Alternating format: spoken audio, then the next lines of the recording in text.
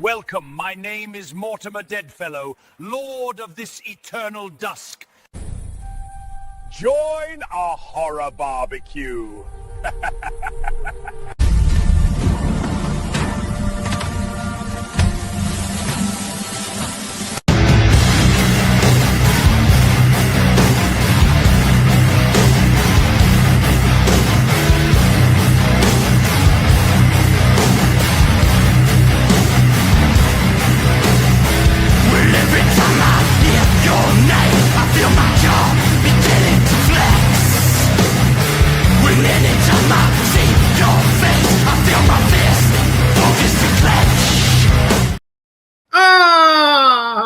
Yes, demons and addicts everywhere, whether you're under the ground or in a trash can somewhere or the privacy of your own mausoleum.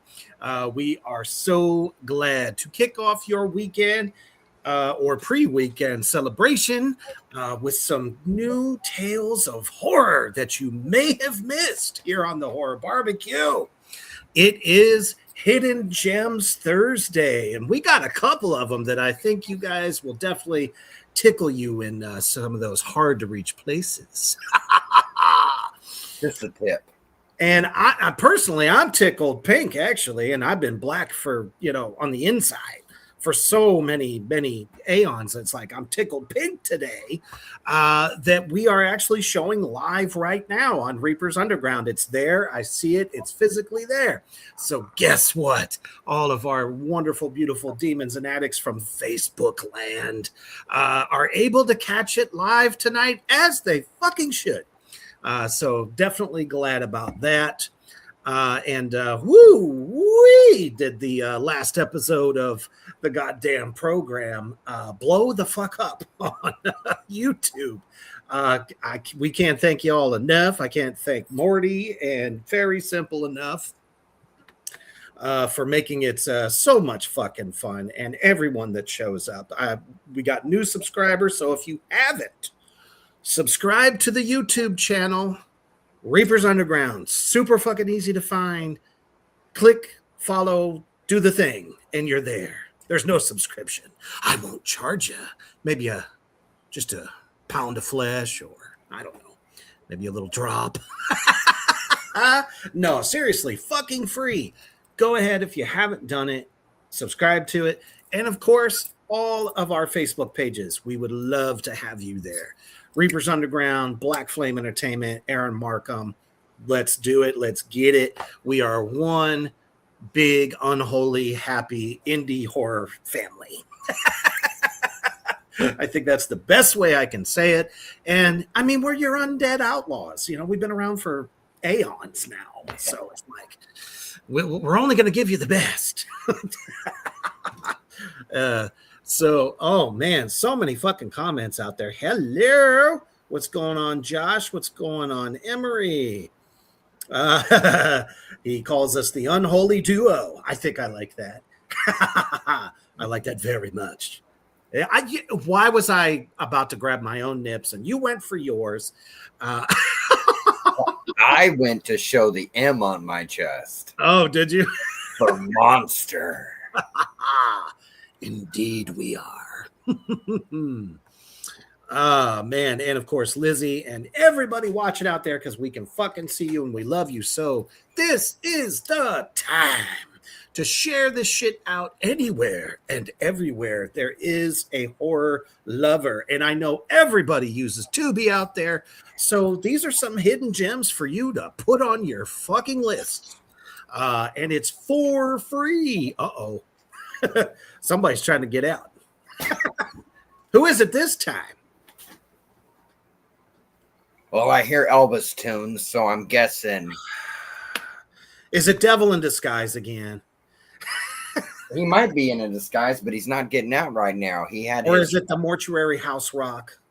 Well, it could be, but he got his show honoring the badass known as Bruce Campbell. That's right.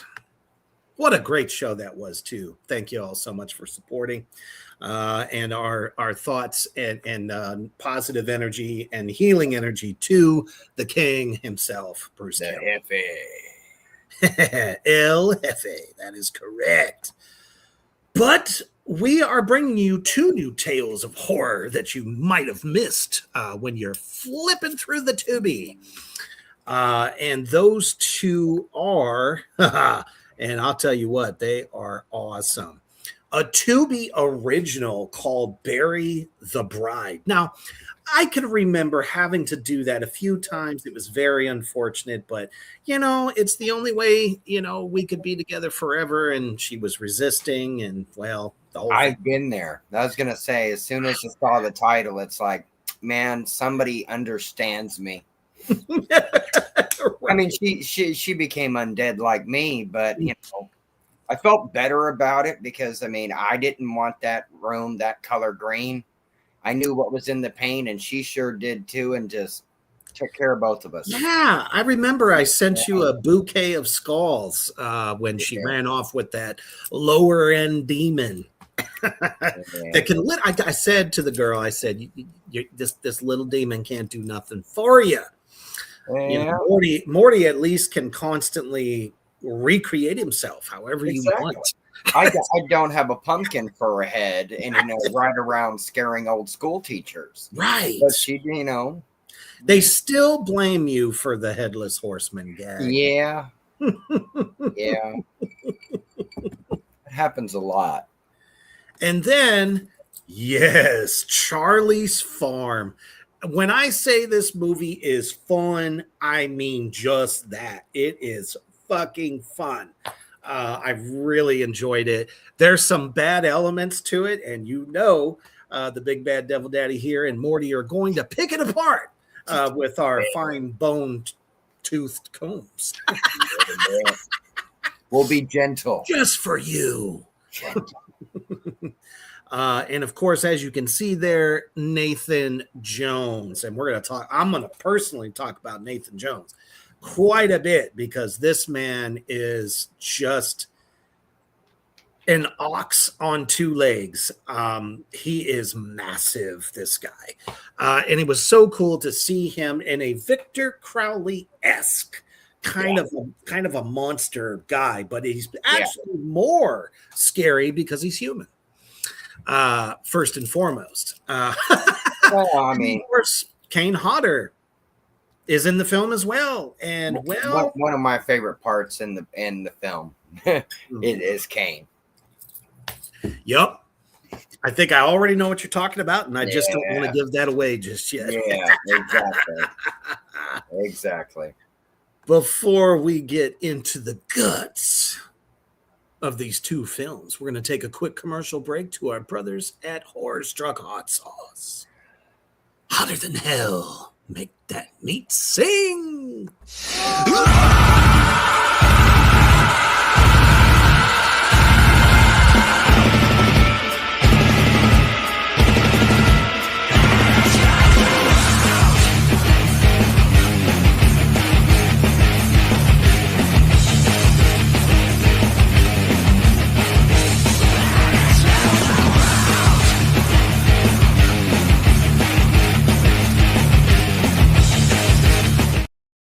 That's right, motherfuckers. You know what to do. We tell y'all's asses every week to make sure that when it is time to eat and you need a little extra zing, especially if they're squirming. Every time they squirm, you throw a little Horror Struck hot sauce on there. It's going to taste better and it calms them down because, let's face it, it's the awesomeness in horror sauce. So, you want a little hot sauce to go with your horror? That is where you must go. Check out all the new flavors as well as that creature feature jerky. We all love the jerky, so you've got to get some. All right. Peter Anthony, what's going on, brother? Mr. Incredible Hulk himself. Good to see you, brother. Kind of a happy Friday the 13th. Yes, Matt Duke, good to see you, brother. We are definitely ready for that. We got a special on Reapers Underground tomorrow. as I will be doing a live review of Skate to Hell, starring one of my favorite brothers of all time, Robert Lasardo. You might know him from, I don't know, any of the million bajillion films that he's been in that are so awesome. And also American Trash. Yep, director of Yes.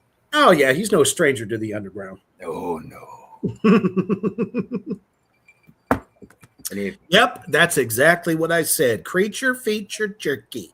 So horrorstruckhotsauce.com. Get you a bag. All right, where do we want to start? Both of these films, I gotta say, I think they have great attributes, and then there are some that are just like, a little bit. But yeah. Both do a great way of building the suspense, though. Yeah, I think. Yeah, you know, I agree.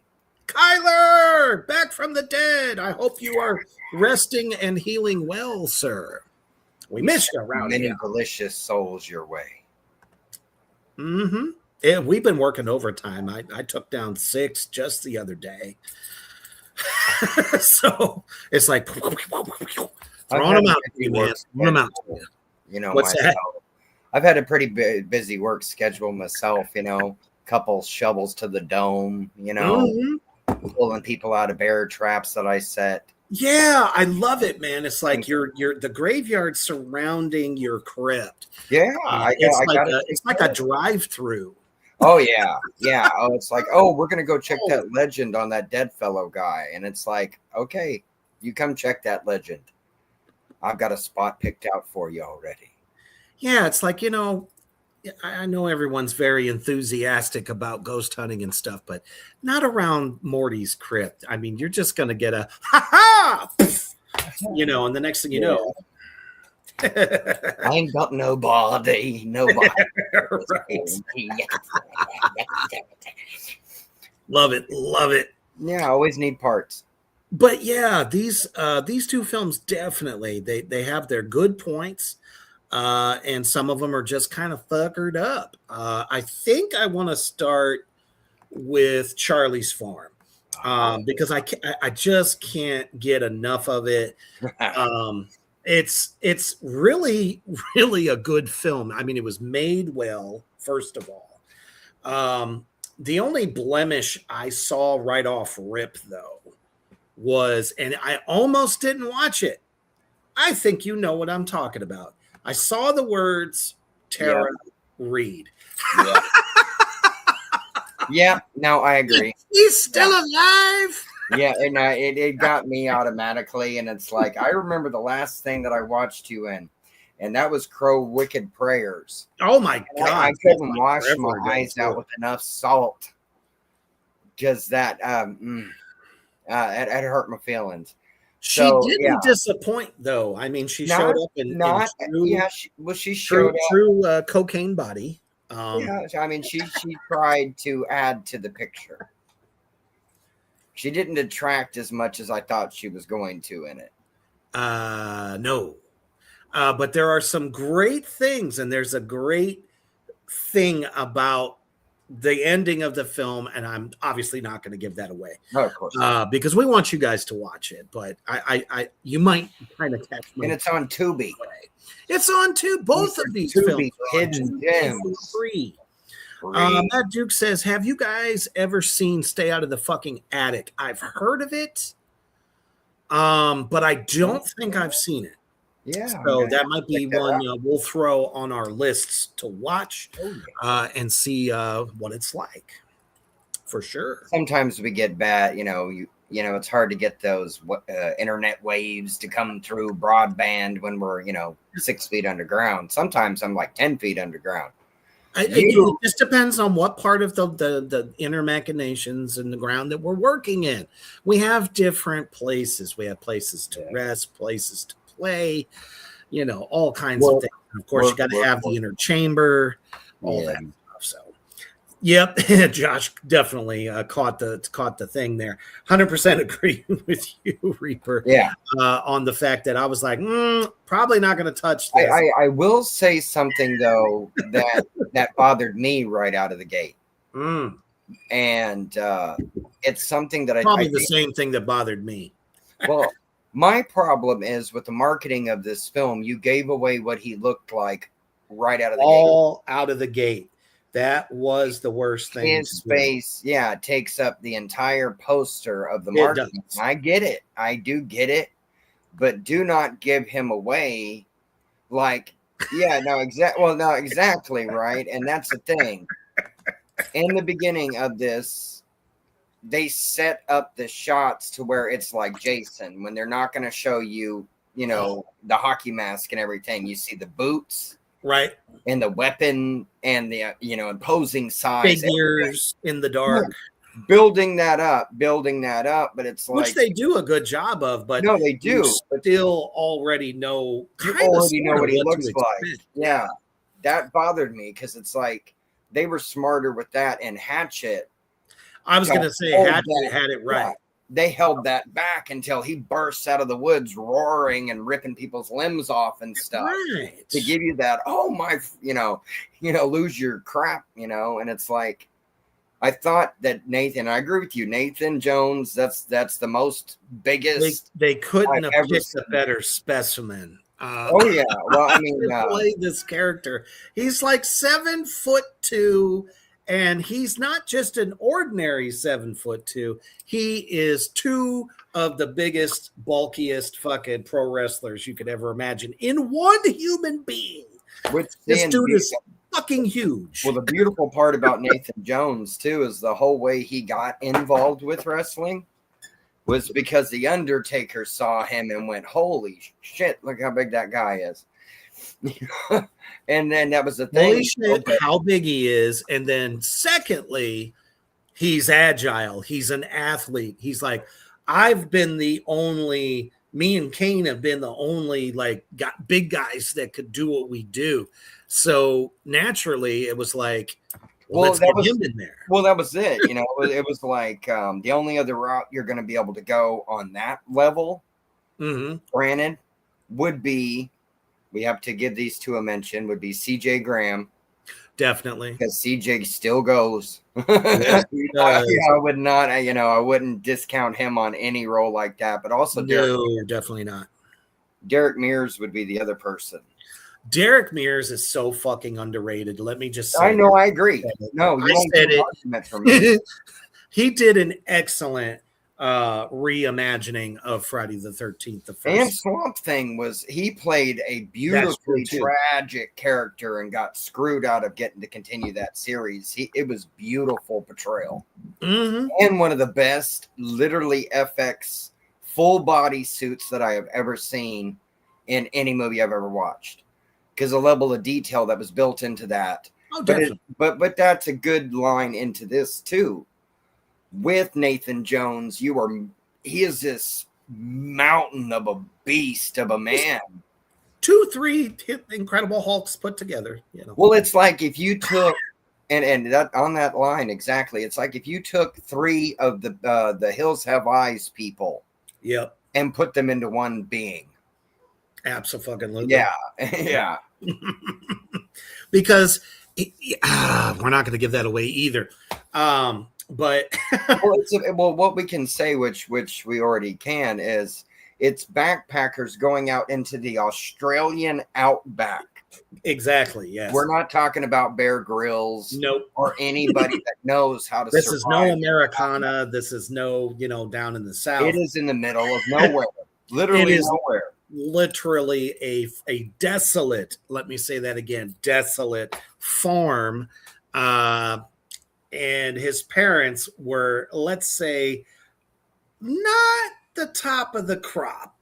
I would have to go with, if you like, I'd have to give a Wild West nod and say like the Bloody Benders. Yep. Definitely. It's like when you hear that every year in Australia, how many people go missing.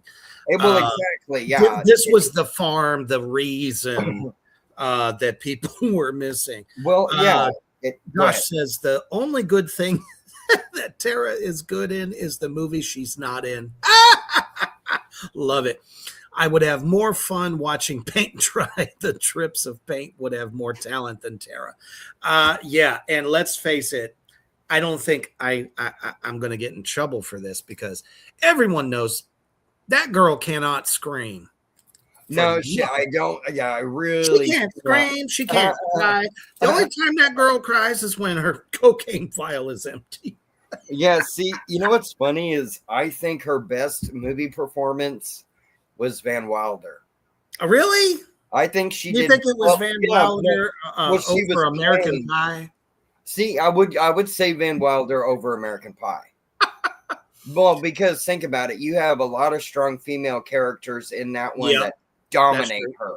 That's true. They just eat her up in dialogue, okay? But in that one, she's a lone chick in a sausage party, so it gave her a chance to play the type of, that she could lean into. But it's like, oh, I'm a journalist too. That's not sure you are.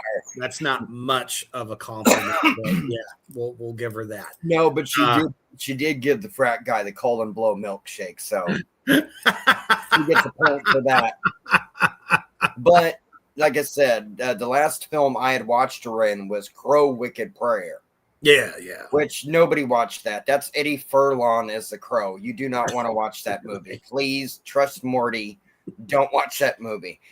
Unless you want to hurt yourself. You like to pretend it never happened. Yeah. But it's like she's in that too. And it turned me off her acting completely. It's like I was trying to give you another. I keep trying to give her chances. There's no chances to give. In this, I will say, like you said, she don't make the movie worse, but she doesn't super add to it. She doesn't make it better. No. But when I agree with you, when she's screaming, crying, and trying to act like she's afraid, it comes out more like a whine. Like, oh my God, I can't believe you're chasing me. Well, it's a whine that's like, oh, I've been smoking like 3 packs of cigarettes a day for 40 years. Because it changes pitch, like when a young man his voice gets that little screech in his voice when he's going through puberty. That's fucking Tara Reid right there. Well, it's like the big maniac is chasing her anytime she does that in a film, and it's like that. It's like, did Tara Reid's balls just drop? Yeah, right. It's like, because she got hair in her. I mean, what's going on here? But it's that. We're so happy for you. But I mean, I got to give her this. I got to give her the credit on that. She did. We're going to be talking about that on The Void this Saturday at 7 p.m. 25 years of the Iowa album by Slipknot. Oh, there you go. Fuck yeah. Kyler says, I sadly seen it. I wish I could erase the memory. Gets Crow flashback. See, exactly. Yeah. Yeah. I knew better. See, I knew better because I was like, The second one was not that great. I liked the second. A third one, I will defend not going to be any better. See, it was, and I like the third one for me. No, it's not Brandon Lee. Okay, and that's the thing. The work that Ernie Hudson, everybody put into that first film is hard to match when you put a cast like that together, it's hard to recreate that flavor. Yes, but I enjoyed the second one. And also, it had Iggy I didn't Pop. Say I didn't enjoy it. You get Iggy Pop in it. Wasn't as good. And you get Mr. Roast Chicken himself.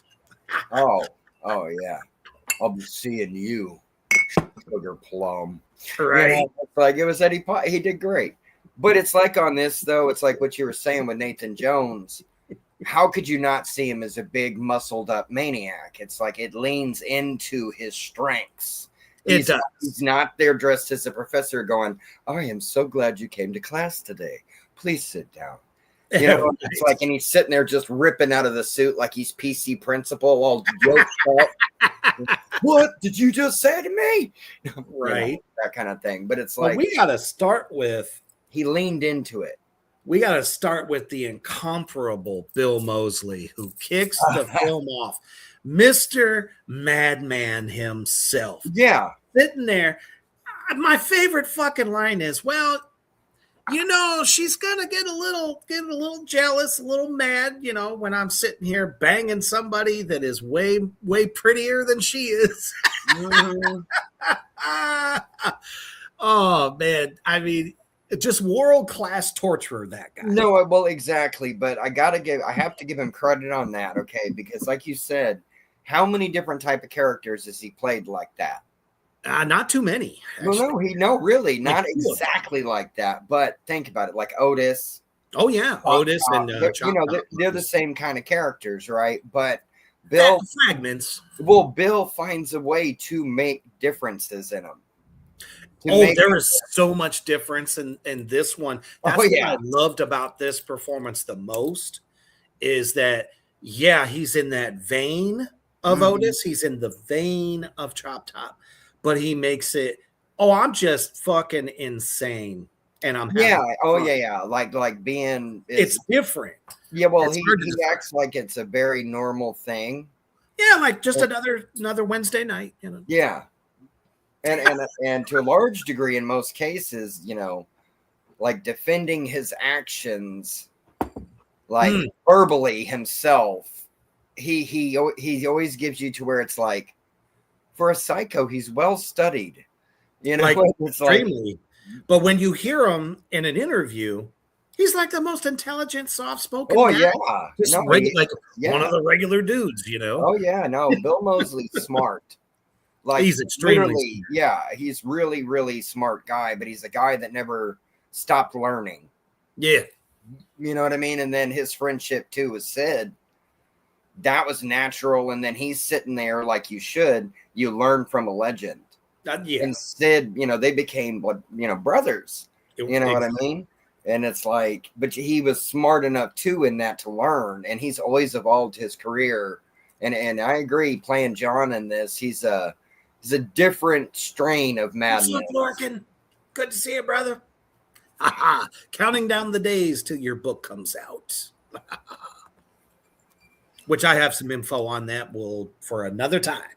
So I don't want to spoil it for everyone. Don't spoil. I'll spoil you later, sir. Remember, with Defiler, we defile, but we don't really. I don't know. Do we have a spoiler? The spoiler. Now that's almost like right. What is it, like Squidbillies? Yep. What's his trucker name? The Scrambler. Well, they say it can't be done, do they? It's like they go that route. But it's like, but I get the point too, because like this movie to me has nods of Wolf Creek.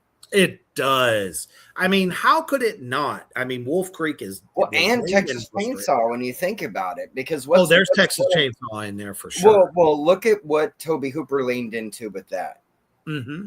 You're in the middle of Texas. You know how big Texas is. I know how big Texas is. And there's a lot of desolate places. Anybody. Yeah, it's like literally, it's like, oh no, your car's looking at you flashing, going, oh hell, we're in trouble. You should have got gas about 50 miles ago. We're in crap.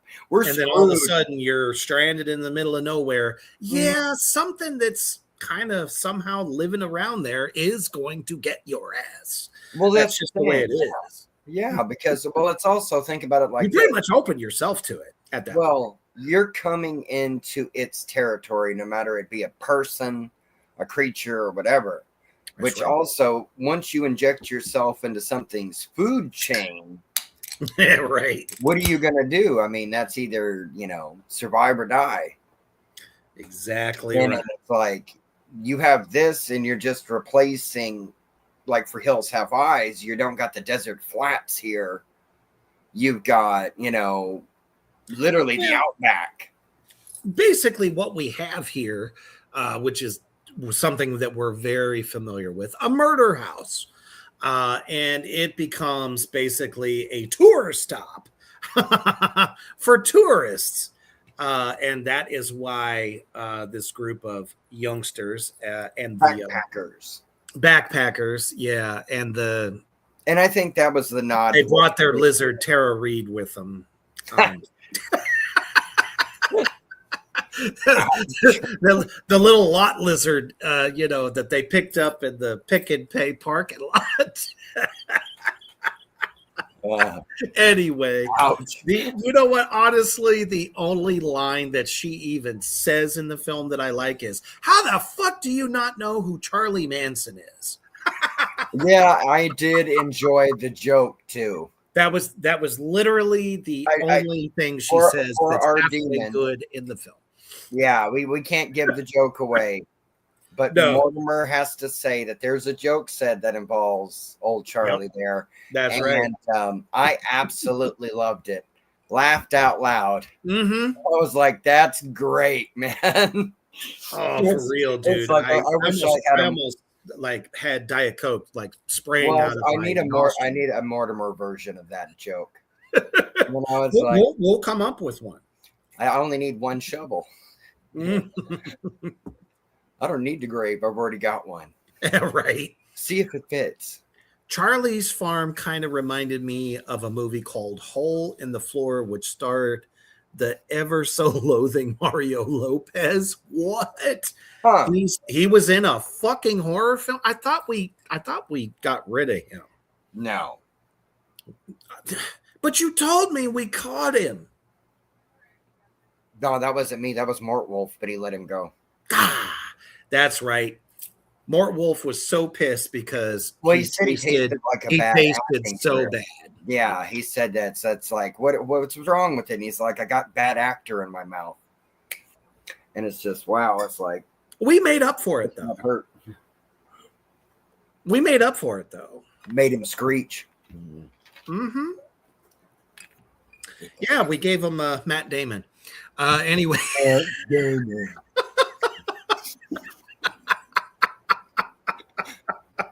Yeah, but no, I get the vibe. It's honestly in its own kind of rights. It's kind of like See No Evil, Mm-hmm.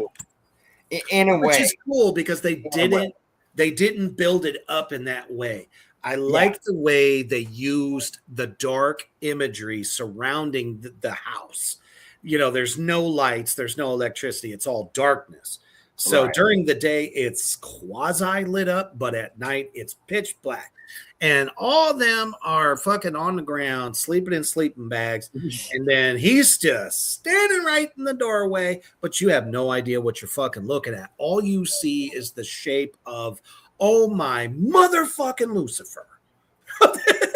Here's this. And what's funny to me, and I love this, the actress, the Australian actress, let me see, I got her name, god damn it. Jenna Chanel. She gets up for a moment because she hears something, fucking sees Charlie standing there. Yeah. And then says, goes back to sleep. Yeah, that got me a bit there. That was hilarious, though. Really? Like, really? I'm like, if I woke up in the middle of the night and saw that fucking giant standing there, I would have tore up the floorboards trying to fucking get out of that place. Oh yeah. Holy fuck! It's like, oh well, Mortimer, there ain't a door back there, and it's like there's about to be. Yeah. You know how long it'll take to put myself back together? Window over there? I'm going through it. Yeah. Okay. It's like, no, I don't worry about that. You can have these guys. It was their idea to come here. I already got a couple of their souls. Do what you do, Charlie. Right. It's like you're just meat for the beast at this point. Yeah. And unbeknownst to these dumbasses, they are in his home, his territory. This is where he stays. He's a guy that you think, you know, when he, like, if he wants to have a wild night, he drinks a bunch of moonshine and then wrestles real grizzly bears. I was going to say that, a couple of rattlesnakes. I think he maybe a couple of skinwalkers while he's at it. You know, could be a skinwalker. He's splitting at the seams. I mean, look at this Punham. He has nice eyes. Yeah, but that wicked fucking strange spine thing in the back of his back, all the scarring and everything on this guy. I mean, obviously, he must have been won the incestuous lottery for 3.5. From something, yeah.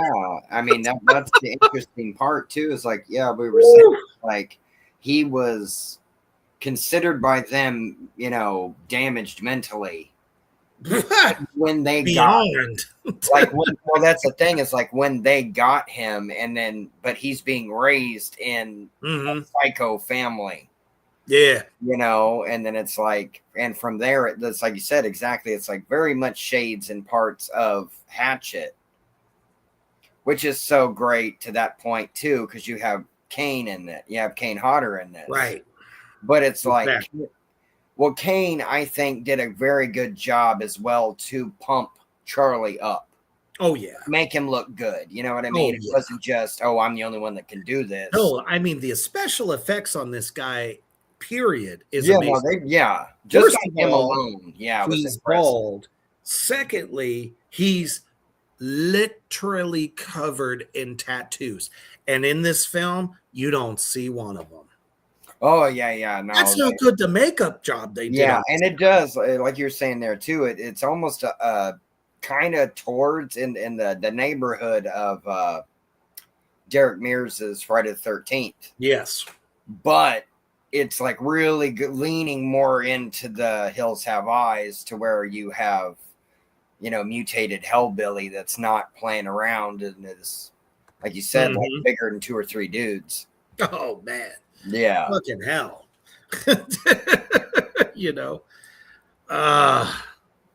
Excellent comment there. Charlie is the love child of the Hills Have Eyes and Wrong Turn. Yeah. Absolutely. And I love what Bill Moseley's character in the beginning says when he's trying to tell the little guy, because he was just a little kid at the time, to go take something out. And he was just sitting there going, I mean, I would too. I'd be like, mindless zombie, right? Right. He talks to the girl he's got restrained, and she's obviously been assaulted in all kinds of unholy ways, and goes, "Don't ever have kids. They don't do anything that you fucking tell them to." Yeah. It was so funny, man. Oh, Bill just it is the whole film. Well, no, Very well done.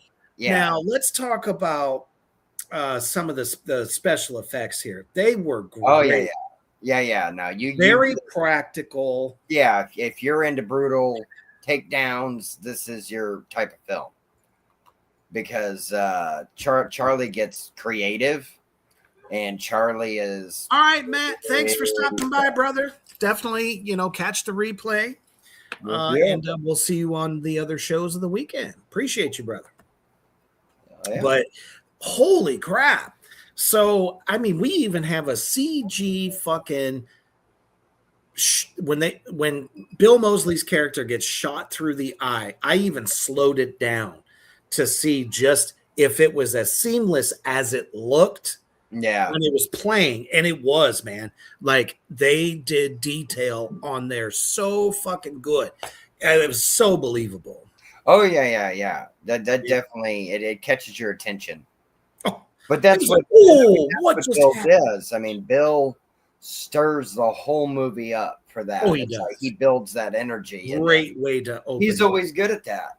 That's why he's always, when directors know how to use him properly, it's like, give him the character, give him the lines, let him get in there and have some fun and do what he does. And there you go. I agree. Yeah. Bill's always fucking cracks me up too, because when a lynch mob comes to their doorstep and they're like, all of your farmhands, they keep disappearing over 10 years now. He's like, I don't know where the fuck they went. I don't know what they did. Little stoners wandered off. I don't know. Who cares? And like I said, his ability to verbally defend himself was mind-boggling. Oh, dude, it was so fucking priceless. Yeah. Oh my goodness, it's like you don't even get a hint at all of the person that was just inside that he was inside that house a second ago, and it's like, that's chilling, Bill. That's very chilling. And he nails it. He always nails it. Speaking of killing, so if you're anywhere near the vicinity of Charlie's farm, you definitely don't want to be skinny dipping. Yeah. Because there's And I gotta give the effects people, Yeah. broad fucking bow. Yeah. When you see a castration kill, half the time it's like, okay, yeah, we know it's fake. This time, it was perfect, in my opinion. It was a lot. Probably could have used a little bit of a little more squirted blood, but you know, it was a lot to swallow. Right. And Charlie's like, well, what am I going to do with this now? Yeah. Right in your mouth. Yeah. And then that's the thing. Brilliant kill. Yeah. Brilliant. Didn't see that one coming from that's what I'm saying. Is 25 miles. This leans when you get those takedowns by Charlie, it's like he's creative.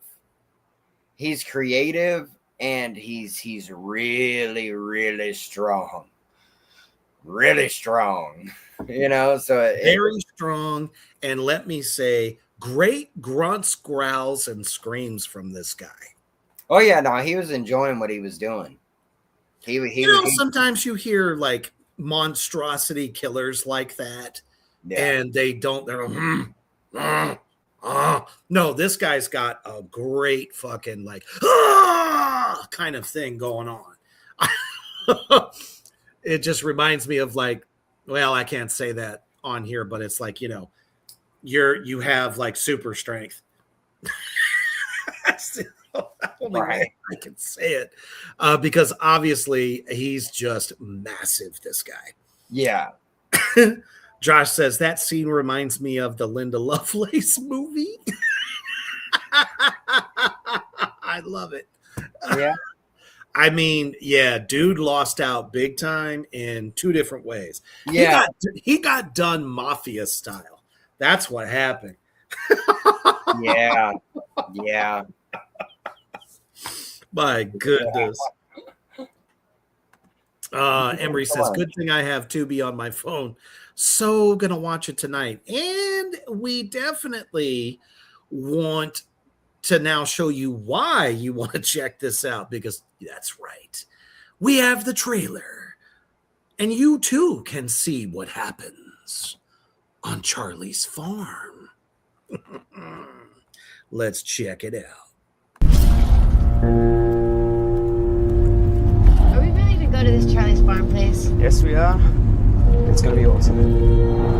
Hey, Jace, how much further before we get there? I don't know. I'd say we're about 3/4 of the way there. Look at the kangaroo. Yeah, right there.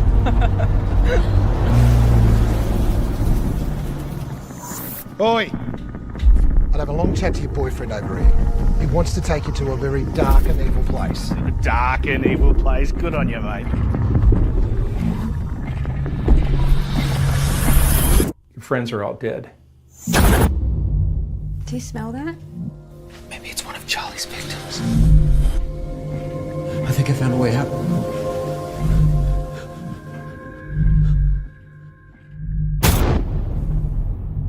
Back in the mid-'80s, there was a family that lived out here somewhere. Their names were John and Meredith Wilson. This is it. It actually says Wilson on it. Anyway, rumour has it they had a son called Charlie. I reckon we get some camping gear together and head out for a look-see. Look at this. He's cute or what? Maybe it was Charlie. Sure, was you smart ass? I'm not going in there. I'm scared. Suit yourself. I have to see.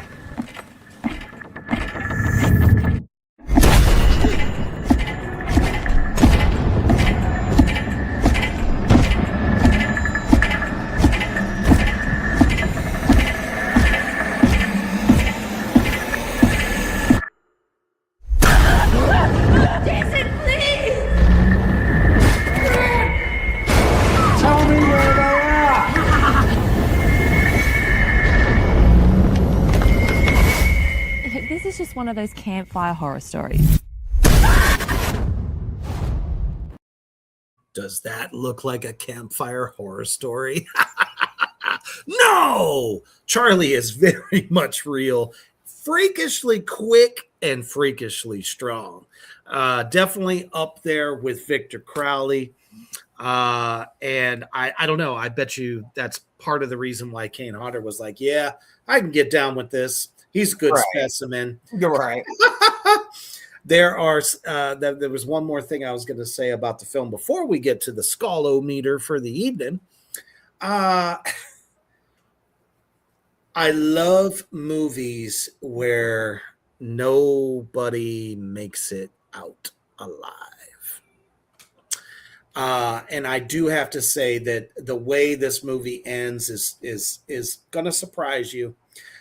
Because I was getting pissed off as we were getting into the last 10 minutes of the film. You're going to be well overjoyed. So that is all I'm going to say because I want you to watch this film so much.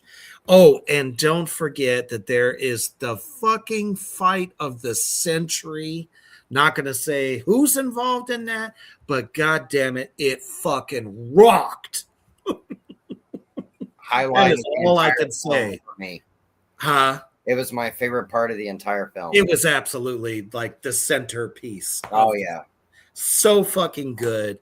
So well choreographed. Oh yeah. They work together like they've been sparring partners for like the last, I don't know. That hit it full power. Right. You Seriously. No one held back. Yeah. And I like that though. I mean, because if you're gonna have a big brawl, yes, you need to have impact. At least look of impact, force of impact. And the individuals in this did not hold back one bit. They have my and I bet they both said, respect. I bet they both said to each other, go for it. Yep, probably. Yeah, that's what I was thinking myself. Because it's like it's not half caliber people. Well, and when you're dealing with people that are used to doing, a lot of stunt work and stuff, most of the time they're going to be like, yeah, just go ahead, lean on in. Like, it's okay. I'm not going to be fragile, especially a fucking former professional wrestler, former MMA wrestler as well, in Nathan Jones. So you're getting a lot with that guy. Yeah, no, exactly. But it's the same. Yeah, you're getting people that have studied their art for a minute. I gotta say, I want to see Nathan Jones and Vinnie Jones in a mafia film together. I think it would be one of the best action films ever. It could, because you make Vinnie Jones a straight guy.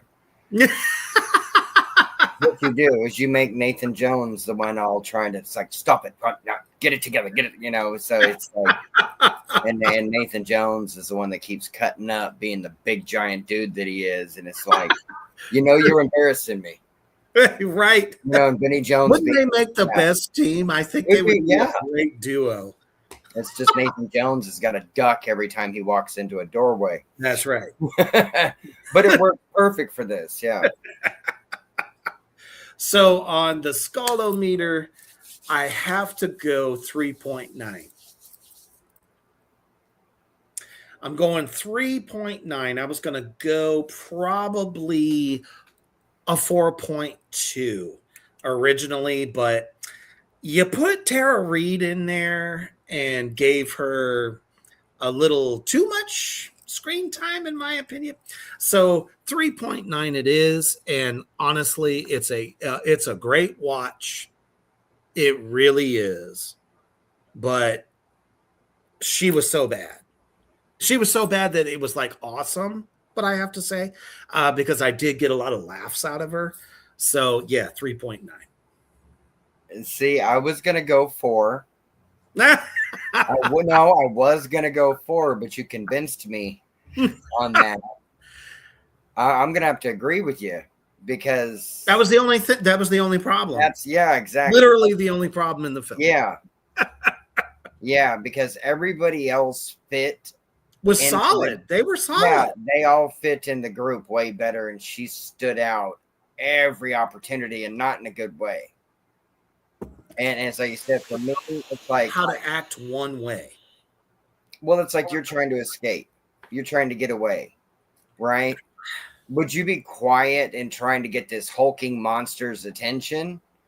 Oh, dude. banging through things. It's like you are one of the Yeah. worst final girls, and it's like, and I'll give her benefit of the doubt because scenes were written for you. Right. You didn't write it, so I'm, unless she wrote it, I hope she did. No, she has no writing credits on this film.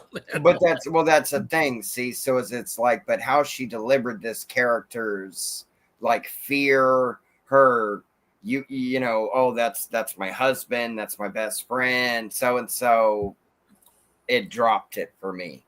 Tell me, how in the hell does she have an IMDb rating of 2,466? I mean, that's like really, really low. How? And she's so fucking bad. Well, Kind I of mean, looks like a fucking flunky from, Well, Avatar. It's not she blue. had opportunities before she went down her route that she, went on the Lindsay Lohan diet. Oh, that, yeah. It's like, I have a hit movie. Now I'm like, everybody well, that's knows the thing. She got in. Now I'm gonna party. She got in American Pie. She got in Van Wilder. Right. She got to jump around into certain movies that became big, whether she was in them or not. Yeah. So, but and this to me, it's like with the Aussie cast, everybody knocked it out. I thought everybody did really good with their parts and the characters. Everything but them was believable. She brought it down for me. Mm-hmm. Well, and the gal that really sticks out in this film is Trudy Ross as Meredith, Bill Moseley's wife. Yeah, she was awesome. Yeah. So, thank you, Australia, for producing such a great actress that can pull crazy off. Really good. Well, that was the thing. I liked seeing that. I liked seeing So that good. slasher coming from. I was hoping she would have evolved throughout the film. Right. But that was my hope. I enjoyed that. I want to see more slashers coming out of Australia and New Zealand, stuff like that. I'm all about it. Go for it. I want to see it. Josh says, no, brother Mortimer, you had it right. She just jumped around. If you know. Yeah, it's just she jumped around and got into big roles. I mean, if the role was auditioning to be a play toy. Anyway. Well, I mean, you gotta do what you do. No, absolutely. Play to your strengths. Absolutely. I mean, and at that point, yeah, I guess so. And that's what it was. You know what I mean? And I'm sure Josh does too on that end. Her name was put on there to help raise probably the budget, at least a little bit. Just from producers going, oh, you got her in it too? And it's like, Right. You didn't understand me when I said that we have Kane Hodder, who was probably like, where'd you get this piece of trash? Right. and well, I'm not going to speak for that man on anything. I'm not speaking for him either, but I think he can turn old Morty into a dart and just fling me across the room. even in his old age, damn it. Yeah, he's old like I'm old. My foot. Yeah, right. Jeez. Like, what'd you say? Old, okay, no. What I am saying is when it comes to Kane Hodder, old is afraid of Kane Hodder, so Kane Hodder isn't old. Okay. It's like Chuck Norris. You know what I mean? Kane Hodder if he was old, and he said, no, I kicked old's ass. Yeah, I would see that's where I'm leaning with Kane. That's where I would go. Oh man. But that's the thing. It's just like it's the same with Bill. And you said who plays Meredith and Nathan Jones. It's like a lot of people really brought their game, really came to play with this. And Tara Reid is the sore thumb. Yeah. She's definitely like the Bunyan on the Doom foot. Nailed it. Yeah. It's like fucking Chuck Norris, by the way. Happy birthday, Chuck Norris. 86 years old and still throwing side kicks, spinning back kicks, and everything else. Like, Like I he's don't- Walter I Pet don't- Stranger. Yeah, like I don't. Dude was in his 60s when he did those fucking fight scenes. This guy's an enigma. So my hats Well, I off. mean, yeah, but it's also training and doing martial arts for That's what I'm majority saying. of your life. And he never stops. Well, also too, man, you got to think about him and Christy Never Brinkley on the Bowflex because they ran those commercials forever. Mhm. Get the Bowflex.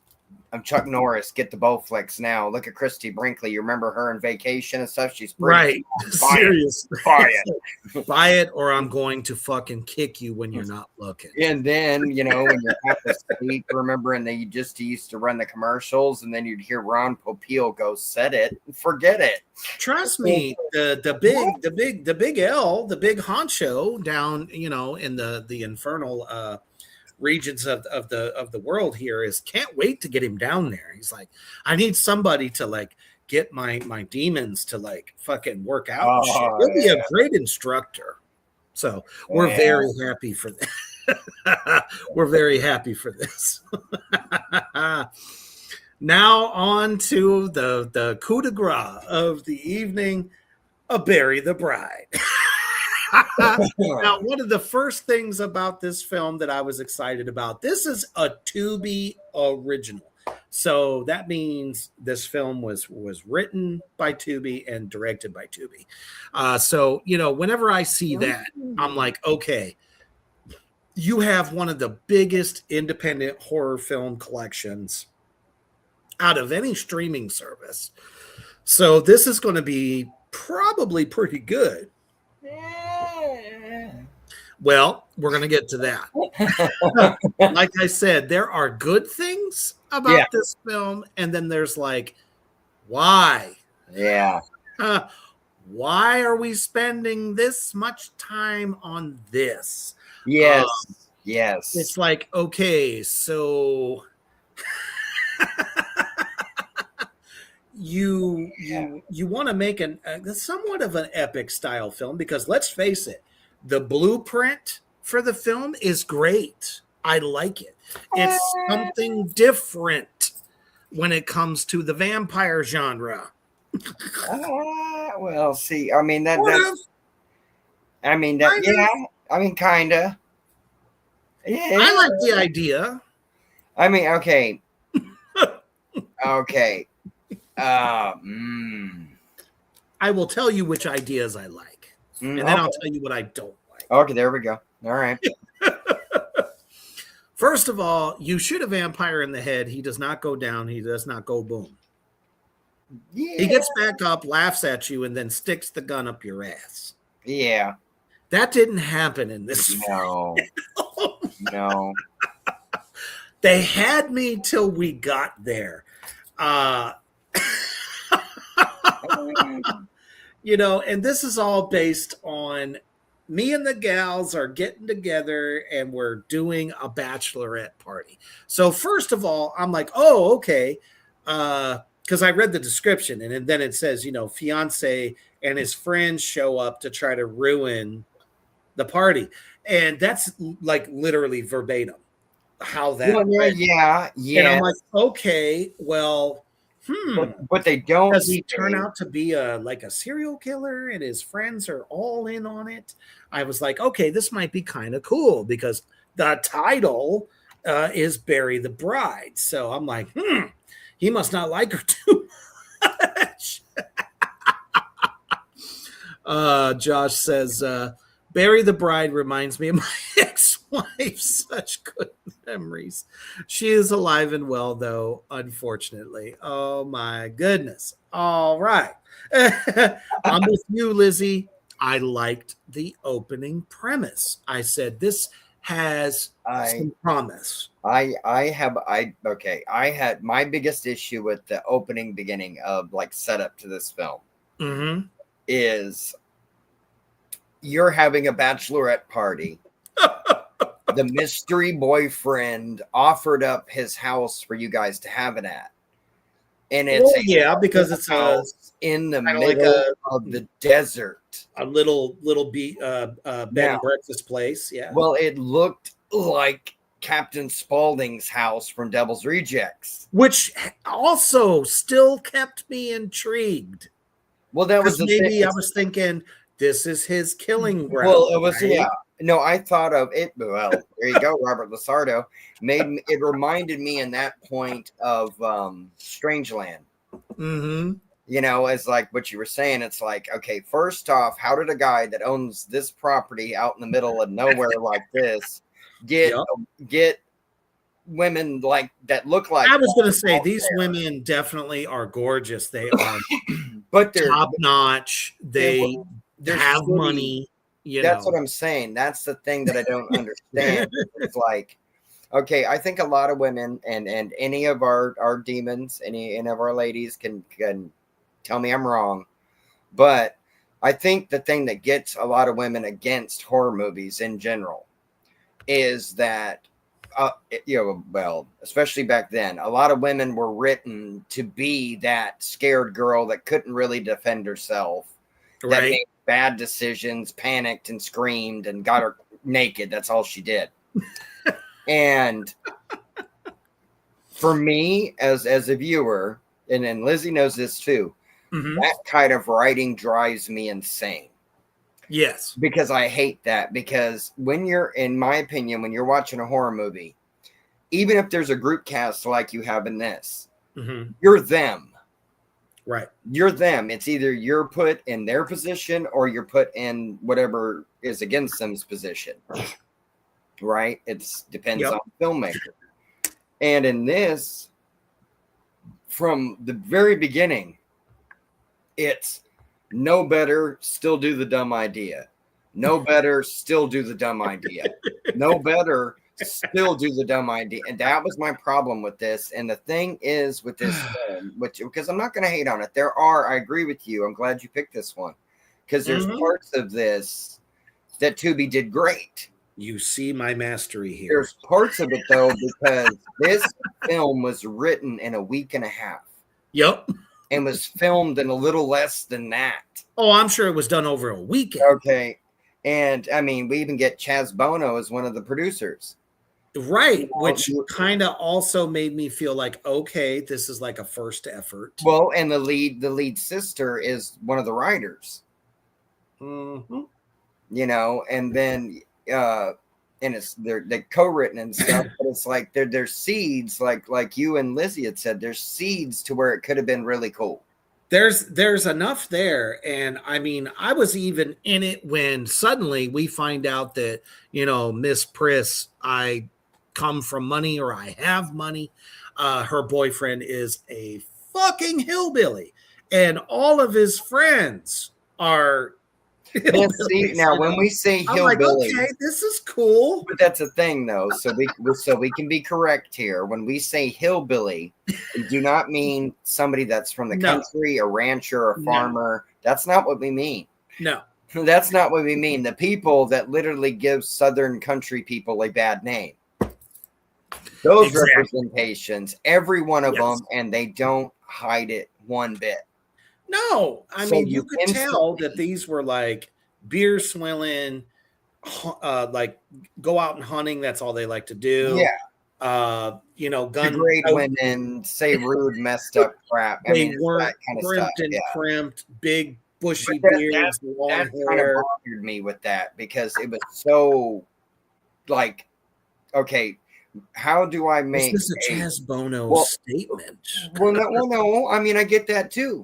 I'm not against that. I mean, and Chaz, you chose horror. More power to you. I think that's awesome.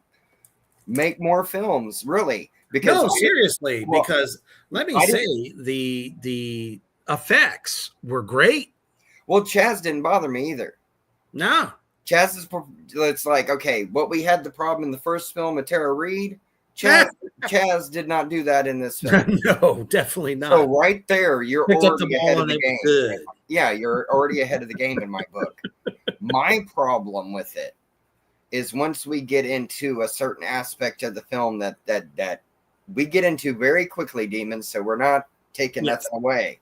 Exactly. Is they're not normal people. No. They're they're vampires. And here's the thing about a vampire in any horror movie, okay? It's subject to the writer and director's idea of what a vampire is. And yes, because I like the fact that because when you think about this genre, there was a long-standing these are the rules kind of thing. And I like vampire films that break those rules. I do like when they change it up, but this one definitely changes the lore a little bit. I mean, it does, but it's also the things on like this, right? Like, let's say you have Wolfman. Except for shooting him in the head. Well, that's what I was about to get to, right? Like, that was like my favorite guy. He was such a domineering piece of trash. I loved it. If you take, it's like taking the cape off of Dracula and stuff, and now he can't do all the cool stuff that makes it like wicked for you to be facing a vampire. No, they don't have those powers. I love the double their fangs. coffins are not lined with taffeta. I like the double set of fangs. Me too. That was I enjoy that. Okay. I don't mind where face changes, eyes change, whatever, stuff like that doesn't bother me. But if I can literally come up to you and go John Wick on you and you're done, you're not a very good vampire. Nope. It was like one and done. He was like the surprise fucking kill. I mean, that's what I don't get. It's like, oh, I can take he a goes down like a sack of potatoes. I'm sitting there, it's like, are you fucking kidding me? Where's Near Dark? Where where the burnt Bill Paxton is ripping the engine out of the truck to get to you with his bare hands. It's like, and he's all crispy crittered and he don't give a damn because he's gonna eat you. Exactly. And this had those moments in parts, where it went Deliverance too many times. It did. Josh says, you mean hillbilly as in my cousin who is my brother, third time removed from my daddy's sister wife? I said bad dad joke. No, but he's dead on point though. We're just talking about guys that like literally just walked out of the forest kind of thing. Very, they're looking typical. They're very, very typical. And a guy with a really pretty mouth. So, and that's the vibe that every one of them gives off. But the thing that kind of bugged me with this one, especially seeing that it was co-written by a woman, exactly, to me is that the friends are not really friends. No, they fucking talk all kinds of fucking shit, and that's no offense, ladies. I love you. Many of you write very, very good movies. There are tons of films. They're great. But damn it, what did this film need? A moment where there's this big fuck you in your perfect life. And I mean, we didn't need that. No, I agree. And the only reason I say this is because it went on for 10 goddamn minutes. Yeah. I was about to say that. That's the problem for me. What the hell, man? We don't need that kind of introspection. Like, we needed more action, and then when we get action, they slowed it down again, but not to give you a breath. They're like, oh yeah, no, we built up all that tension, but it's done right now. It's the next day. Next day, boom. Now here's the problem. All sober. Hold on. We're all sober. And we're all sober. We're all tied up. Okay, and then we're doing nothing here. Then we're doing yoga together. Yeah, but here's what got me. You have a scene in this movie to where, like we said, it goes from night to day. Okay, so it should be character-wise and time-wise in the story. It should be the early morning. Okay, they get out of said place and start walking. Right. In the span of less than a minute, the sun's almost down again, and it's almost pitch black again. So it's like, how did an entire day just jump? How did we skip all that? In the span of a minute. Just like that. And no transition, no cut. It's like, That's one of the things that bothered me with this is like somebody at Tubi went, "Oh yeah, no, that's great," and it's like you didn't watch it, did you? No. You know, and it's like, and it's not that I'm butchering the movie because the movie's got really good parts to it. It's got There really parts are. to it. There are good I parts. think it suffered from editing problems. It was a big part of it. I mean, come on now. So these guys come back, and I thought this was fucking hilarious, man. These guys come back after killing one of the friends, which was epic, by the way. Probably the most epic part of the film. It was there. My only problem is how. Okay, well, now every horror movie in some way usually has the sexually aggressive female. Yep. I wasn't going to mention it, but go for it. No, we have to because the way that they it's cliche as shit. Well, exactly. It's super, super cliche. And she went to the 1000th degree to make you know that she was the flirty, promiscuous girl. And she didn't disappoint everybody. She didn't disappoint at all. No, she did great at her character. I was kind of like a snake, you know, being charmed by the spider. I'm like, where is this going to lead? Well, no, see, I knew where it was going to lead, and it did. I didn't. I did. Like, what I had in my head is that they were going to make her into like pate. But instead, I was like, oh, it's a vampire. Holy shit. Yeah, no. Yeah, this is new. Yeah. Well, no, that's the thing, too. I got to give it does not lean into that until you go, oh, crap. Hold on, I'm in a vampire movie. I didn't realize that. I'm in a vampire movie. I thought I was. I thought it was. Yeah, I had no idea on that point. Yeah, that's what I'm saying. I like that because they didn't set you up. I wish that they wouldn't have rushed it. I wish they had more time because there's parts with some of the shots and stuff that look great. Mm-hmm. You know, there's parts of performances and stuff. It's just there's certain parts of it to where it really gets disjointed and you don't know what the hell's going on. True that. You know, and it's like I get it. Oh, they're in a panic because stuff's going on, but come on now. Why? Literally, how is time just disappearing? It's the time jumps are insane, and then super over padded dialogue. Oh, way too much fucking dialogue, dude. Because I thought we were on to something. Yeah, me too. It's like, what the hell? They come back and they're like, your friend's dead. You know what I'm saying? And old boy, my favorite vampire of the vampire group, the long-haired, bushy-beard vampire who ate their friend. And they're like, fuck you. No, I need to see my friend now. Blah, blah, blah. But you know the thing. Right. And, old boy, the fiance of, one of the sisters is like, okay, we're going to go. I'll show you. And, the nerd of the group, let's just say that. Yeah. Because that's just kind of how she struck me. Well, no, that's what it was. It was gets in the truck with him, and then all of a sudden he eats her right there. And I'm like, you just did that in front of yeah, they didn't care. Yeah. Didn't give a fuck. And I was like, okay, that's badass. And then we get 5 fucking minutes of dialogue between I saw it. I saw him do it. Oh no! And then you have a girl going, "What? Well, is she alive? What happened?"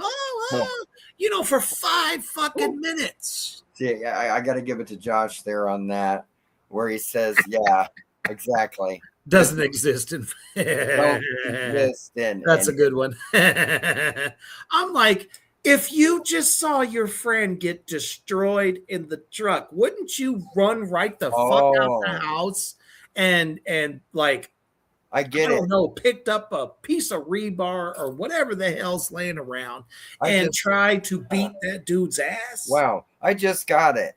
Okay. No, I was thinking it's like, what should we call them? It's hellbilly, vampires. And, and honestly, though, redneck. Yeah. Yeah, they bite you on the neck. Yes, redneck. It already fits. But don't boom. That is true. No, but seriously, you witness your friend getting eaten in the fucking truck. You're not gonna go out there and go raise unholy hell to that person. Well, no, yeah, that was my kind of problem. Was it's like the things that were They stood there and talked about it for 5 minutes. Yeah, exactly. And it's like, well, this is going to happen or this is going to happen. And it's like, can you pick one and we can get going? Come on now. You know? And I love how the fiance is constantly, she's sticking up. Oh, she got for on the my dude. nerves. She's She like, got on my nerves. there ain't no way he could have done that. They're not Okay. doing anything. There Are is you no trying way. to ruin this for me? There's no way. Yeah, there's no way that I believe that the sister wouldn't go, you know what? I love you. You don't want to, I missed got a lot, somewhere else to Henry. be. Okay. I think there's a bar down the road called the Titty Twister? Hey, right. Like, or something like that, or end up in the movie Slay, and it's like, oh man. Well, what's kind of funny is they could have like Desert Vampire spawned off of either one of those. Well, no, that they could have, which would have been cool. But that was my problem with to that end, though, is the vampire aspects is all over the place.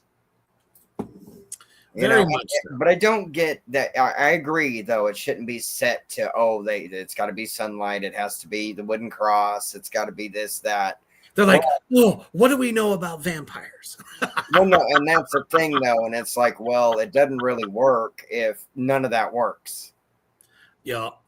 Because it's like, and then there's parts for me that kind of bugged me a little bit where it's like most of minus like that shot there is one of the best ones you get of the actual vampire face. Like you get it. It's like, why did Buffy give me more vampire faces than you actually gave me in a vampire movie? Uh-huh. And that was kind of my thing there. And it's like, I get it. You're trying to do the redneck guys. I get it. But they're also vampires. Mm-hmm. When's Danny Trejo going to show up and tell you where to go? That would have been amazing if they did do that. Oh yeah, that would have been the coolest line I think in the whole film is when dude is like, "There's something unholy about that ground. If you get buried in that ground, you come back. You come back as something else." I love the way it was almost like Pet Cemetery style. Yeah. Which I thought was kind of cool. Well, saying, that it was the land that made you a vampire. That's right. Yeah. Not all you had to do is be killed and buried in it, and you'd come back as a vampire. Yeah. Apparently with or without your organs. Yeah.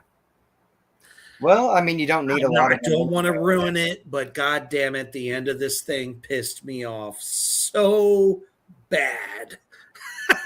Well, there's an aspect of that too, though. It's like where we were talking about the time. That also took way too long. Well, that's what I'm saying. You have a time jump that happens to where twice. Well, the main one that bothered me is okay. You're battling these things for your life, your sister's life, everything like that, right? Yep.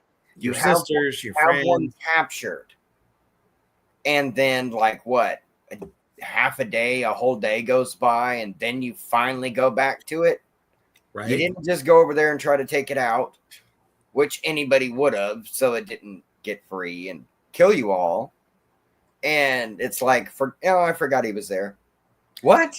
There's no fucking way when they all try to run. Yeah. That suddenly they get not even a mile from the house and it's dark time.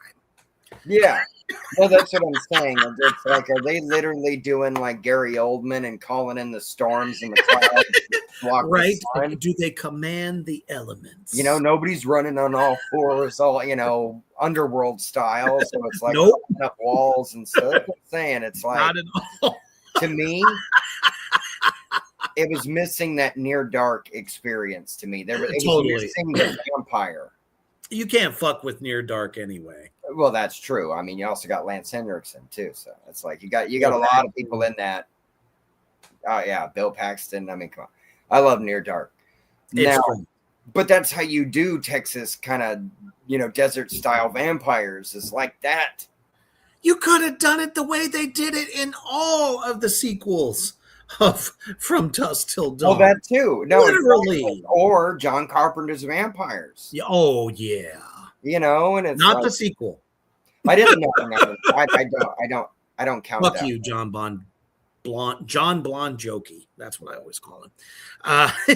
Josh says, why is it in every horror movie that involves people who are about to get married have some of the most fucked up friends and family? Well, I mean, how did she not know that old boy, we're just a good old boy, was a vampire in the first place? Like, where the hell did they meet?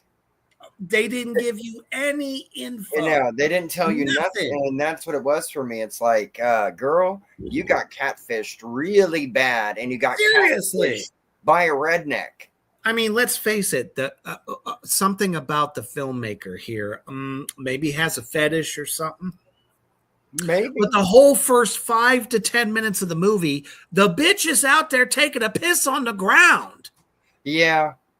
Yeah. Tell me that was not that long. And yeah. You know what I'm saying? Why did we have that carried out that way? And didn't wipe. People like well, it wasn't necessary. I guess not. But seriously, why do we have to see 5 to 10 minutes of this broad? And then says, "Oh, I got stage fright." Stage fright from who, bitch? There was nobody out there but tumbleweed and sand. Right, and your friends talking to you, holding your hand while you're taking a leak. I didn't understand that, and that's the thing that bothered me. Is that was a Norbit moment. We got 10 minutes of that before we got the title card. Exactly. That's what you didn't even know what movie you were watching. All you know is that you're watching this poor lady taking a piss out on the ground with moral support. Right. You don't have no idea what movie you're getting into. Like the average, like out for rattlesnake. Like, is this leading to something more? Oh, I'm so tired. I need to take my top off. No, it doesn't. And I'll give them credit there. Exactly. To a large degree, the film does not go that direction at all. Thank goodness. Well, I give them credit for that. I do. But I felt like, although they totally went 80s when she was dancing. Well, that too. Well, she, like I said, and you said too, most of the cast are written as like caricatures and like of the cliches in horror.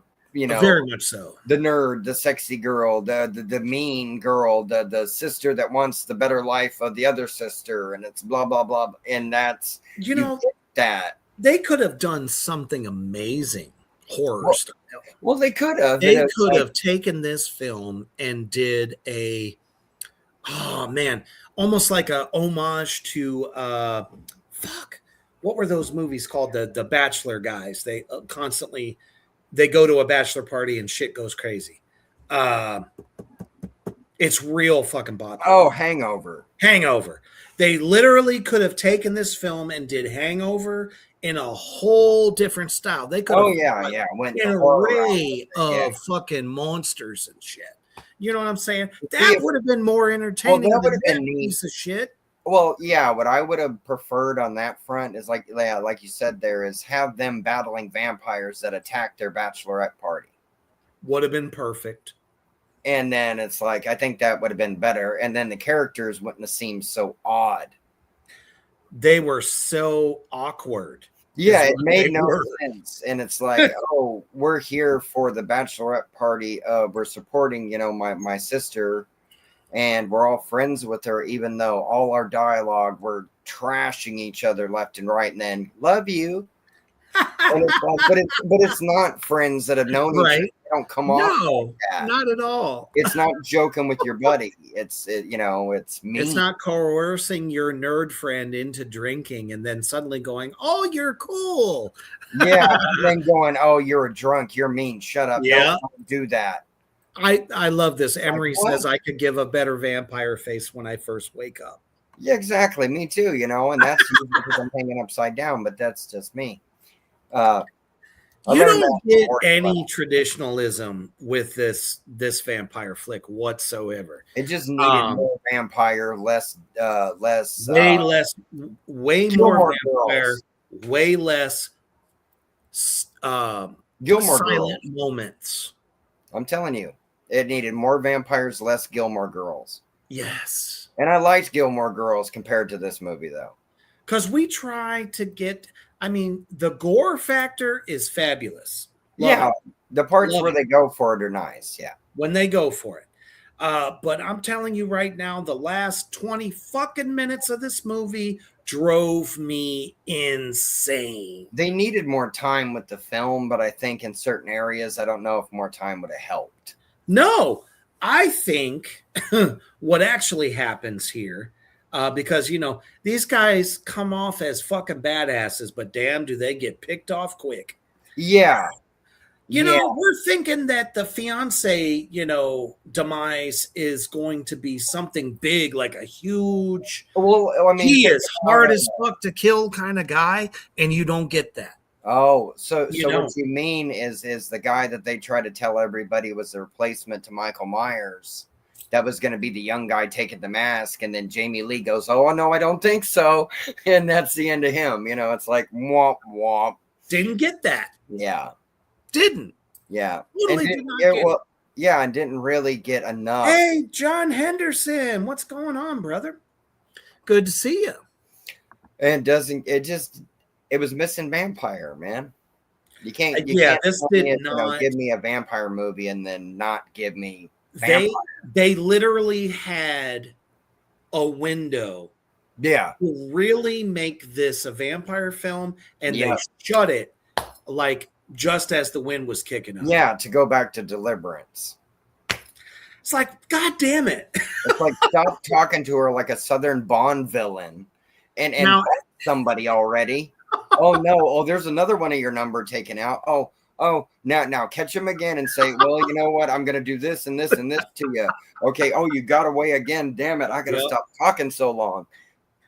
That was my problem. I mean, don't exactly take you take the notes we've given you, but watch it go for your into this own. Yeah, film of course. with an open mind. Because there are parts that are good. But when you get to certain parts that we've talked about, and suddenly Reaper and Mortimer's voice starts, You're like, yep, up in your head, straight. you'll be like, damn, they were right. Yep. Well, because But, we're honest with our demons. Always. But it's always 1,000%. every horror film you watch, though, is how it affects you, how the Mhm. characters move you, how you enjoy it. Not all of our favorite horror films are the same That's right. because you can change your taste depending on what you like. But Exactly. horror, like we do here, will give you multiple servings of different flavors of horror. Whatever Which you is want. why we put these two hidden gems up against each other. Sauce on it, and away you go. Because you got to give Tubi credit for Oh, yeah. doing an original horror film. Well, yeah, and also like I said, there are definitely aspects there's a lot of this film independent that are kind of films cool. and horror films that you wouldn't get to see if it wasn't for Tubi. That's right. So, it's like it makes sense. Joe Hollow, directors like that, you're getting to see their work. You're getting to see Joe Castro. You're getting to see all these other amazing people's films. Attack of the Corn Zombies. Attack of the exactly, which he can be humble as he wants to. I thought it was great. It's a great film. It knows what it is. It is Attack of the Corn Zombies and gives you exactly that. That's a horror movie I'll watch eating my undead popcorn all the time. And it's undead because the kernels still scream. That's right. And let's go ahead and give all of the demons and addicts out there a little taste of what you can expect from Bury the Bride. Longer live, he much longer than I. For I have but the power to kill, without the power to die. What made you want to do it so fast? I don't know. When you know, you know. This is really great, guys. It's exactly what I wanted. 5 bitches alone in the desert is exactly what you wanted. Here's to June and David.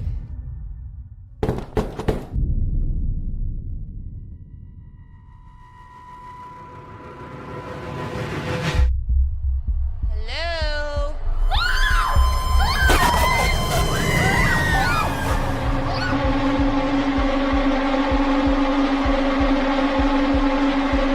Hi, everybody. This is Davy. We're sorry, ladies. Did we scare y'all? I said it was cool if they could stop in. He was actually worried, maybe mad. Yeah, he was right.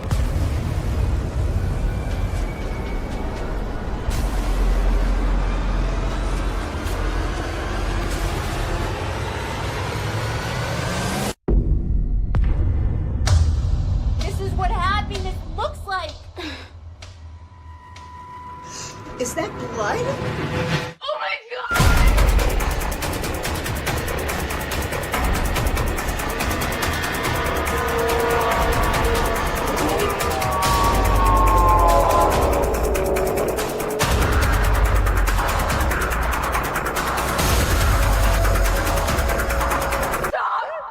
The only thing I've ever done right in my whole life is protect you.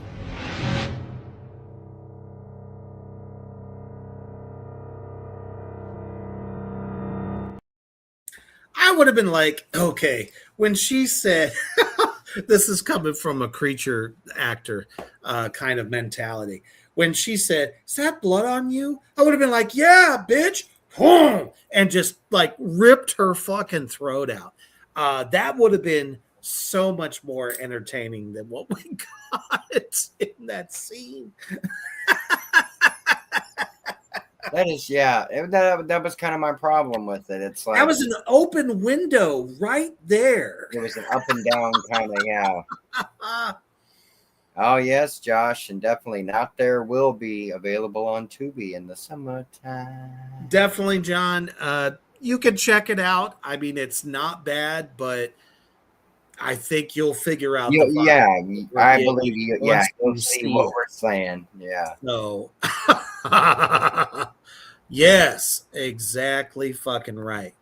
Well, you might definitely want to check it out because myself and my co-pilot Azriel definitely kick off the film. I think you will enjoy. I know I will. I'll put the horror sauce on it. Yes, indeed. Falls right off the bone. So this is a horror barbecue like exclusive. This is the first time that this has ever happened.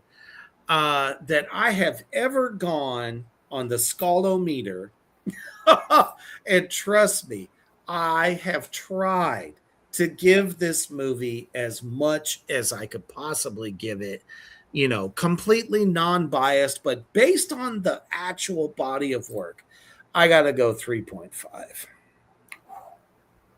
You're a kind man. Originally, I was at a 2.9. So if that tells you anything, I tried to really look.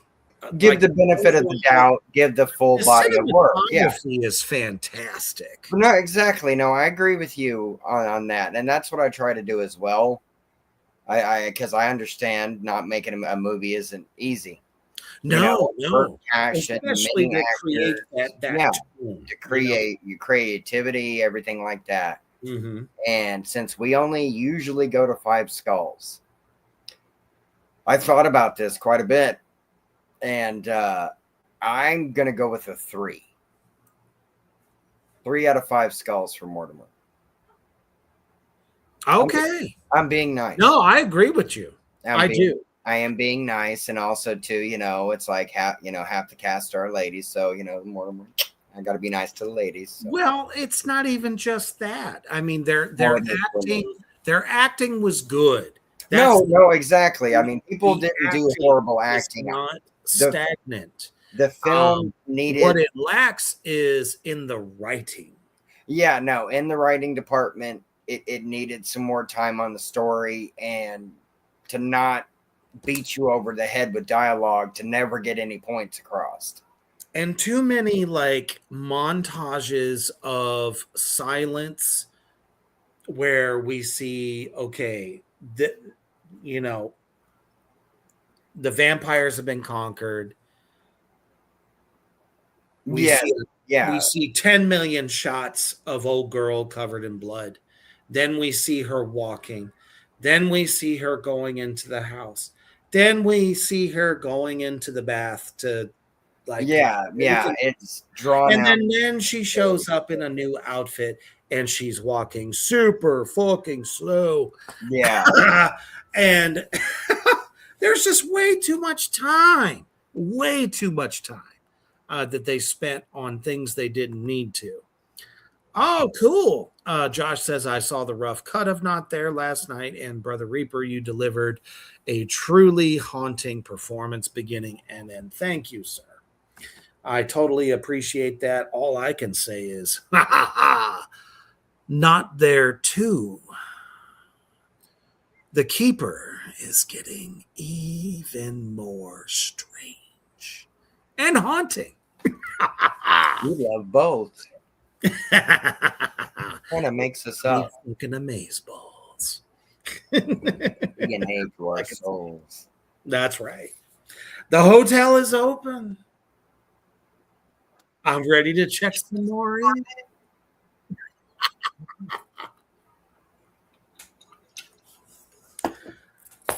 Thank you guys so much for tuning in tonight and choosing Black Flame Entertainment to kick off your pre-weekend. And it's, viewing time. This is the time of the week where it's like we want to check out some new material. We want to check out some new movies because, that's one thing I see across the streaming board is you're not getting a lot of new stuff. And some of the stuff that you're getting actually is not too bad. It's international, especially with your Shudder. You get a lot of that. Netflix, they haven't added anything new that is great in my book at all. They're the most stagnant platform when it comes to horror. I don't know what the hell's going on there. Now, Hulu, however, seems to keep bringing some new blood constantly, and I really like that. And Shudder is also, I have to say, really good at bringing some very key horror films from the 80s that most of the new generation never would have known about. Right. So definitely check out Shudder because they're bringing a lot of those cult classics to the platform for the new generation of horror to check out. And I'm telling you, they're fucking amazing. But Tubi, man, hidden gems all over the place. It's just, I had to give a Tubi original a shot. And for the most part, not too bad, but it wasn't like what I was expecting. I thought with that kind, I've seen other independent horror films that are done on much smaller budgets be so much better. Yeah. And it comes down to storytelling. Yeah. It's the script itself. Yep. Come on. Nothing wrong with the actresses. They were phenomenal. Loved them. Yeah. Even to the actors that were the vampires. They were good too. Just lacking in the script. Yep. Josh says, I think at some point you guys will rock out to... Yes. Most definitely. I know a good few of them. Yeah. We have dinner with them every Saturday. They like to do something called, Hide the Head. Oh, Hide the Head. Yeah. Yeah. We're constantly looking for it, but somebody always ends up eating it. I found the brain. Ah, that's right.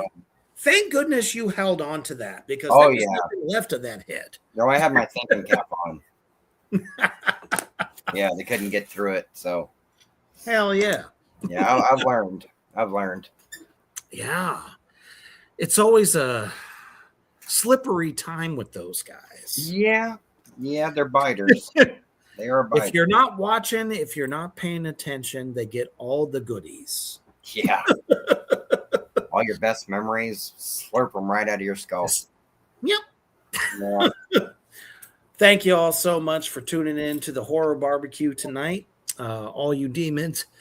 Whew, souls just keep trying to come out of my body. Needs to come down.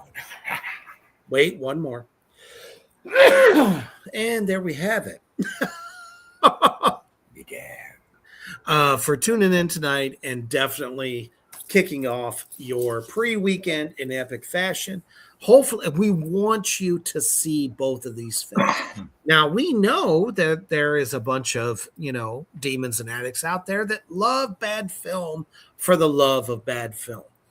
And, if you find, Bury the Bride in that fashion, I think you're going to dig it. But at the same token, I think it's going to bore you a little bit. But you should check it out just for yourself to see what Tubi has created. Charlie's Farm. Yeah, Tara Reid. Sorry. Everything else is good. Everything else is fantastic. So it is definitely worth a watch. You definitely need to see Bill Moseley. Yes, and you get your brutalities with Nathan Jones. So he's fucking phenomenal as the killer. So please definitely check that out. And if you want to, you can save Bury the Bride for a rainy day. A moment you need to kill some time. It's a great film to do that with. There are good things about it. At the end of the day, I don't know. I know I would have done so many things differently, but then again, look at it with a fresh pair of eyes. Yeah. Me and Morty have plenty of them, so use your own. Use more. Coming up tomorrow night, a fantastic Reapers Underground is back. And I am reviewing Skate to Hell, Sean C. Phillips' new film, starring Robert Lasardo, our good friend and brother, as well as Joseph H. Poliquin in a lead role in this film. And he fucking kills it, literally. So many great people involved in the film. And as a matter of fact, there might be a special guest that might pop up for a few minutes. Ooh. So if that's a possibility, we will definitely get him on. But there's a reason you want to check this film out because it is bad fucking ass.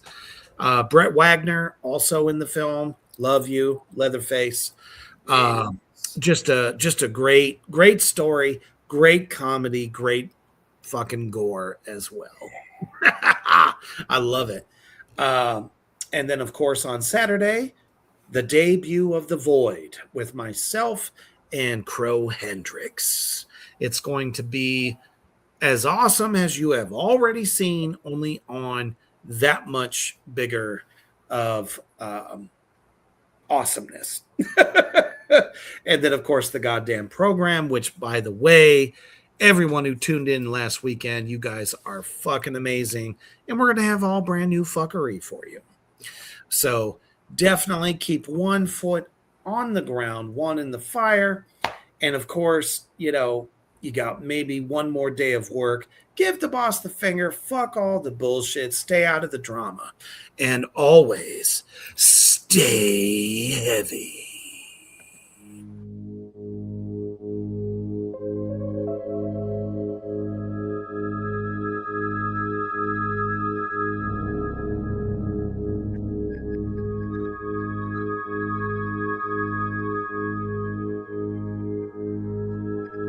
Thank you for joining us on Reapers Underground. Stay tuned